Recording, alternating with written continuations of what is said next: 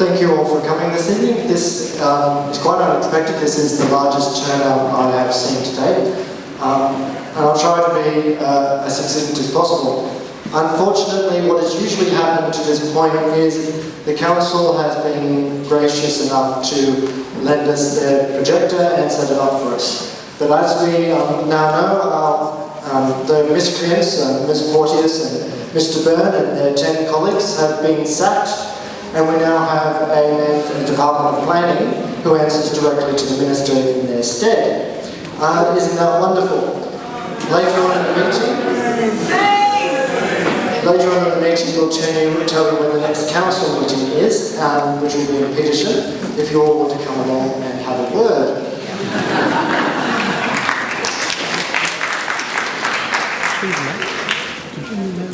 I'll just give you a bit of context before I move into the slides. I was illiterate and illiterate, but then I went to school. And Mr. Malcolm Fraser said back in 2014, be very frightened of anyone who tries to set you up against your fellow man, because they're probably trying to distract you from something. So what would they be distracting us from? Could it be Mr. Arthur Sinodinos, Cabinet Secretary, and the Liberal Party executive funneling illegal developer donations through the Federal Party to the State Liberal Party? Could it be that John Brogden, the head of the Financial Services Council, who represents all of the private and corporate financial services and super services and property trusts, went to a morning breakfast and paid $11,000 to Joe Hockey? Could it be that he's the former Liberal leader and is now head of urban growth in New South Wales? And he is now responsible for the base precinct, and he has planning authority.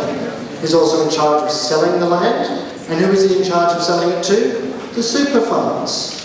No conflict of interest there. Could it be that just before our councils were sacked, they were stripped of a lot of their planning powers, and that was handed to the Prime Minister's wife in what is going to be one of the most hubristic attacks on our democracy that we have ever seen? Could it be that at the same time the government is planning to divest the Crown, or us, the people of New South Wales, of as much, except the absolute minimal, of Crown lands as possible? Now, if you want to know about the Crown lands, review, talk to VBN. All of this is painting a picture of a government that is corrupt to the core. They have stripped us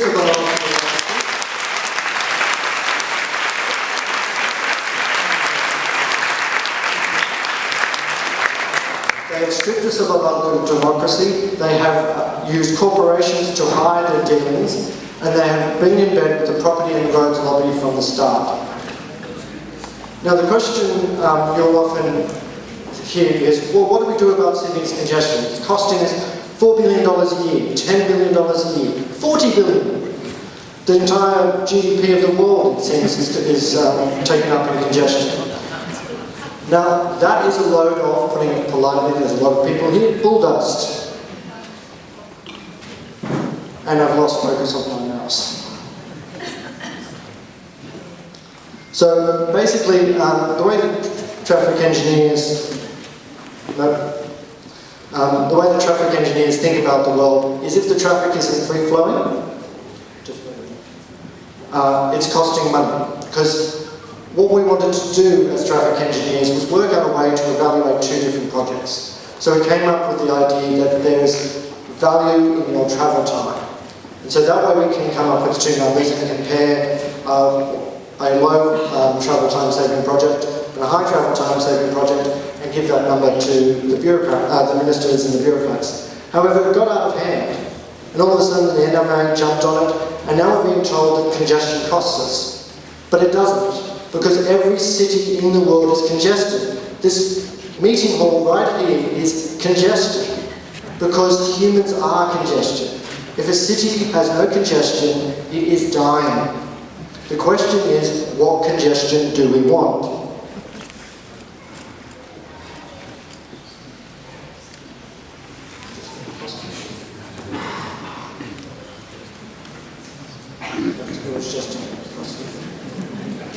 Anyway, So the question is, what congestion do we want? So London has introduced a congestion charge and cycle superhighways, and they're now getting bike congestion. France has decided to strip out most of its internal roads and transform its plazas into parks. Madrid is closing the centre of its city and transferring that to just local pedestrians. Barcelona just recently announced that it intends to cut 60% of its traffic, 20% of its traffic, and transfer 60% of the streets to people. And in Sydney, we're building the WestConnex. I'll just get this. So this is the Auckland Harbour Bridge, 2 weeks after its opening. The fundamental principle is people will use a road if a road exists. And our challenge for the future is to work out how to roll back the mistakes of the past. And that's Paris, London, New York, and that's New York again, where they removed the traffic from Broadway and turned it over to pedestrians. That was one of the major thoroughfares. Because our problem is space. A bus can carry more people in a tiny space. 1,000 people in 1,200 people is one lane of traffic for 1 kilometre.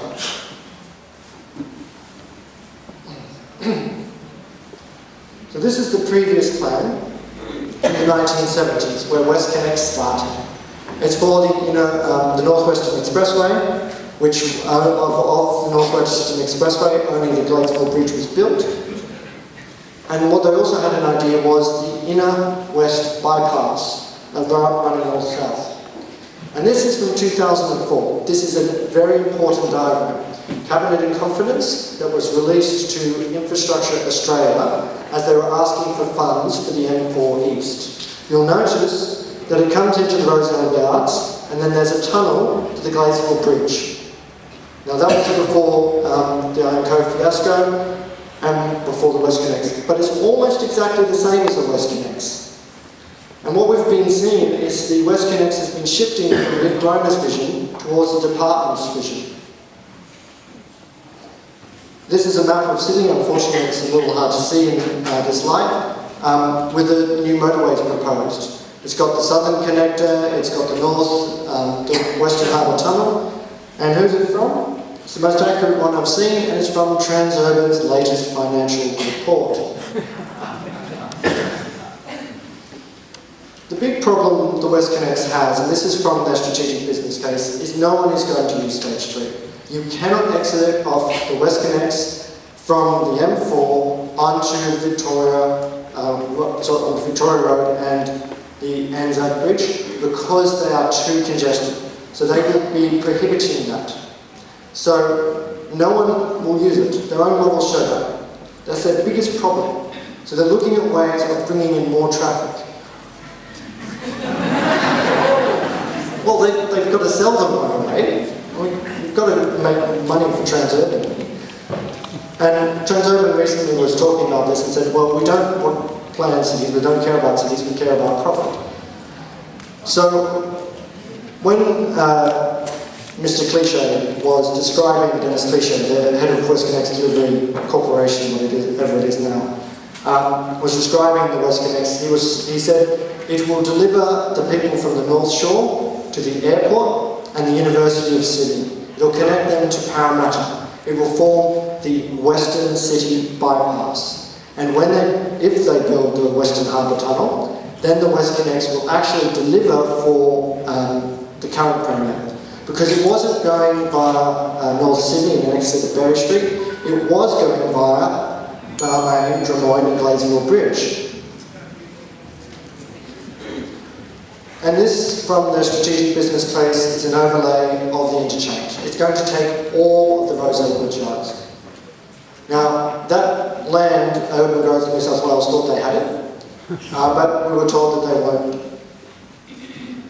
Now, that's the outline of it. And if we zoom in a bit more, and a bit more, and a bit more, one of the big problems we have is we know that they are looking at a Victoria Road exit. Now, there's a grave concern that the Victoria Road exit would save the project and make it financially feasible, because it would make all of those people who come straight off the Iron Cove Beach, if you give them a choice, use the tunnel, or go over the top and face the congestion. And so then we expect that they will go in via the tunnel. So that would really save the project. The other problem there is on the other end of that tunnel, there is a winding down Frederick Street through Ashfield. So now that we have people from Ashfield being able to catch a motorway tunnel up under Victoria Road and then go out to Macquarie Park. So there's a big risk here that this motorway will expand and expand and expand more and more, which is what has basically happened before. So the biggest concern we have is not to fight now against the Rozelle interchange, but the fight to stop the monster and its tentacles spreading throughout our communities and polluting our suburbs, and just taking our valuable space, the space that we were promised for sports fields and for our community down the Rozelle Yards, and turning it over to the RMS so that they can be bigger and have more money. They currently get about 70% of the infrastructure spend, and the rest goes to the health, education and schools. So, you know what? Screw it. They can take their road and they can put it somewhere else.